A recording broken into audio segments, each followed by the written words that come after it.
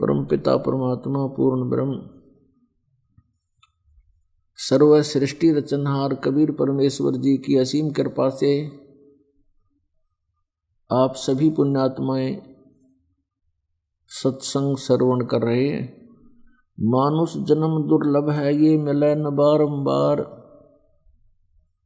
तरवर से पत्ता टूट गिरे वो भौर नहीं लगता डार। मानुष जन्म पाए कर जो नहीं रटे हरि नाम, जैसे कुआ जल बिना फिर बनवाया क्या काम। पूर्ण ब्रह्म परमात्मा सत्य पुरुष असंख्य ब्रह्मांड के रचनहार कबीर देव कबीर साहिब जी, ये हम सभी प्राणियों के उत्पत्ति करता है, ये हम सभी के पिता हैं। और पुण्यात्माओं, आप यहाँ काल के लोक में फंसे हुए हो। आप जी को यहाँ बाई फोर्स रखा हुआ है, विवश करके, आपको मिसगाइड करके। जैसे एक आप फिल्म देखा करते थे, जो खलनायक होता था, वो व्यवहार आज यहाँ हमारे साथ यहाँ का स्वामी, यहाँ का प्रभु ये ब्रह्म कर रहा है, ज्योति निरंजन काल कर रहा है। हमें किसी भी वस्तु से यथार्थता उसकी परिचित हमसे नहीं होने देता। हमें ये नहीं मालूम हम कौन हैं, कहाँ से आए थे। हमारे को ऐसा शरीर दे दिया, इसमें हर समय कोई ना कोई समस्या बनी रहती है। ऐसे लोक में हमारा जन्म कर दिया, यहाँ आपदाएं आपदाएं ही हैं। हिंसक पशु पक्षी बना दिए हमारे में से ही, एक दूसरे को प्रताड़ित करने के लिए। मच्छर बना दिए, मक्खी बना दी, और भी भयंकर बिच्छू बना दिए, बिरड़ और ततैये बना दिए, सर्प बना दिए, जंगली जानवर शेर बना दिए। हम यहाँ काल के लोक में रह रहे हैं, और काल हमारे साथ प्रतिशोध ले रहा है उस परमेश्वर का। कबीर परमात्मा से प्रतिशोध ले रहा है और हमें परेशान कर रहा है।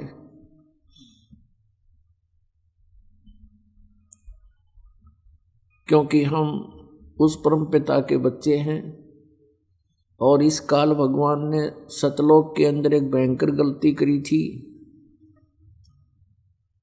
जिसके कारण इसको 21 ब्रह्मांड समेत वहां से निष्कासित कर दिया था। और हमने भी एक भयंकर भूल करी थी, जिस कारण से हम भी इसके साथ यहाँ आ गए। अब ये हमें इसलिए परेशान करता है कि इनका पिता दुखी होगा इनके दुख को देख देख कर। आप देख रहे हो पुण्यात्माओं, कोई भी प्राणी इस संसार में सुखी नहीं है। और कोई ये सोचता है कि मैं सुखी हूं, इस झूठे सुख को सुख भी मान बैठा है। अच्छी पोस्ट है, कोई अच्छा प्रधानमंत्री बना है, मुख्यमंत्री बना है, और वो ये सोचता है इस झूठे सुख को कि मैं बहुत सुखी हूँ। अन्य दूसरे लोग भी ये सोचते हैं कि भाई इसकी तो बड़ी मौज माच रही है। अब हमने उस झूठे सुख के आधार से वो बहुत सुखी और बहुत ही प्रभावशाली प्रभुता युक्त प्राणी नजर आता है, और एक सेकंड में ना जाने के घटना घट जाए उसके साथ में। और सत भक्ति ना करने से फिर वही प्राणी जो आज मुख्यमंत्री प्रधानमंत्री के पद पर विराजमान है, नेक्स्ट जीवन उसका गधे और कुत्ते का होगा। ये विधान है परमात्मा। आप बहुत सा प्रमाण देखते हो, समाचार पत्रों में भी पढ़ते हो, सुनते भी हो, टीवी पर देखते हो। कोई बहुत बड़ा सेठ दुर्घटनाग्रस्त हो जाता है, या किसी बीमारी से मृत्यु को प्राप्त होता है। जैसे एक मुख्यमंत्री हेलीकॉप्टर से जा रहा था, उसके कितने इरादे थे, कितनी इच्छाएं थी, कहाँ उनके लिए गले में डालने के लिए हार लिए खड़े थे लोग। रास्ते में दुर्घटनाग्रस्त होकर हेलीकॉप्टर से ही गिर के मृत्यु होगी, क्रश हो गया हेलीकॉप्टर। तो यहाँ परमात्मा कहते हैं आप यहाँ इस झूठे सुख को सुख मान बैठे हो, यहाँ पर सुख नाम की वस्तु नहीं है। हमने इन हल्के दुखों को ही सुख मान लिया, हम इसी को सुख मान कर इसी में व्यस्त हैं, मस्त हैं। परमात्मा ने आके हमें ज्ञान कराया है कि तुम यहाँ के रहने वाले नहीं हो, तुम सतलोक में रहा करते थे, और जो सुख तुम यहाँ इस जैसे कोई कीट कीड़ा और नमक की बोरी में गिर जाता है और वहाँ वो उस नमक की बोरी में और टेस्ट ढूंढता है बुरा वाला, कभी नहीं मिल सकता, सपने में भी नहीं हो सकता। आज हम इस नमक की बोरी में पड़े हैं और हम बुरा का टेस्ट ढूंढ रहे हैं। बुरा का टेस्ट तो पुण्यात्माओं बुरा की बोरी में ही मिलेगा।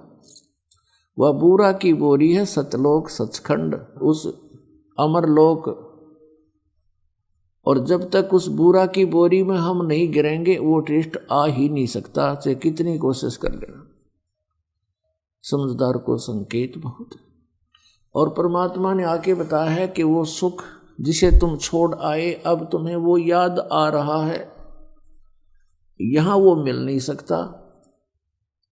इस काल भगवान ने आप जी को मूर्ख बना रखा है, धोखे में रखा हुआ है। हमारे साथ ऐसी इतनी बुद्धि दे रखी हमारे को, जैसे कोई पशु, भैंस का बच्चा मर जाता है, व्यापारी लोग क्या करते हैं, उस भैंस के मरे हुए बच्चे के खाल उतरवा के उसके अंदर भूस भरवा के और एक दूम रख लेते हैं उसकी, बाकी चाम होता है, उसका सिर भी नहीं होता, और उसको उस भैंस के सामने रख देते। भैंस उसको अपना बच्चा मानकर उसको चाटती है, प्यार करती है, फिर दूध देना शुरू कर देती है। और व्यापारी उस भूस भरे हुए चाम को, खाल को लेकर चल पड़ता है। वो भैंस पीछे पीछे रया रया करती हुई भागती है अपना बच्चा समझकर। उसमें तो सारा भूस भरा है, खाल खाल लपेट रखी है। यही स्थिति हमारे साथ यहाँ कर रखी है। जिनको हम अपना बेटा बेटी पिता पुत्र समझते हैं, इस काल ने हार्ड चाम मांस ये सारा गंद भर के ऊपर ये चाम लपेट रखा है और इनको हम अपना मानते हैं।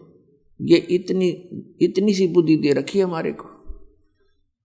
पुण्यात्मा, जब हम सतलोक में जाएंगे हमें वो शरीर मिलेगा जो कभी एंड नहीं होता, जिसमें ये गंध नहीं है, जिसमें ये स्नायु नहीं है, नाड़ी नहीं है, वो एक तत्व से बना हुआ है। उसमें ना कोई बीपी हाई हो, ना कोई लो होता, ना कोई रोग, ना कोड बनता। और वहाँ टेंशन नाम की चीज नहीं, क्योंकि वहाँ कोई ऐसा व्यवहार नहीं है, किसी चीज का अभाव नहीं है, बड़े भंडार है परमात्मा के।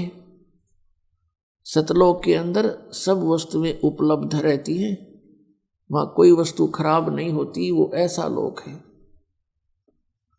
वहाँ का ऐसा आहार है। जैसे यहाँ पर एक गंगा दरिया है भारतवर्ष में, गंगा दरिया का जल आप कितने वर्ष तक किसी बोतल में डाल कर रख लो, कभी खराब नहीं होगा। ये एक सैंपल है वहाँ का, सतलोक से आया हुआ ये जल है। और वहाँ से फिर यहाँ प्रकट किया परमात्मा ने, ये प्रमाण देने के लिए कि हमारा ऐसा पदार्थ है वहाँ के, कभी नष्ट नहीं होंगे, कभी खराब नहीं होते। तो हम उस स्थान को, उस सुख को छोड़ आए, वहाँ कोई काम नहीं। पुण्यात्माओं, यहाँ कोई भी काम करके राजी नहीं है, मजबूरी में करना पड़ता है, क्योंकि ये पेट ऐसा लगा दिया, इसने कर्म नहीं करेंगे तो इसका निर्वाह हो ही नहीं सकता। ये शरीर ऐसा बना दिया, इसकी इसी की सुरक्षा में, इसी के भरने में सारा जीवन व्यतीत कर देते हैं। फिर हम फिजूल की बकवादों में बढ़ जाते हैं। कोठी बना ले, पहले हमने देखे हमारे दादे परदादे कच्चे मकानों में हट डालकर झोंपड़ियों में 100 वर्ष व्यतीत कर गए। एक टाइम में पास तो करना हमने। यहाँ बता, कोठी बना ली, कल मृत्यु होगी, फिर वो कोठा के काम आया उसके? वो गधा बनकर सैर सपट्टे कर रहा है को मार के यहाँ पर, और कोठी बनी पड़ी है कहीं पर, काम आई है। तो ये अंधा बना रखा हमारे को, हमारा टाइम वेस्ट कराने के लिए, मनुष्य जीवन बर्बाद कराने के लिए इसने हमारे अंदर ऐसे खुरापात भर रखे हैं। इनको हटाने के लिए परमात्मा आए, उन्होंने तत्व ज्ञान बताया, और जिन पुण्यात्माओं ने परमात्मा के इस ज्ञान पर विश्वास किया उनका कल्याण हो गया।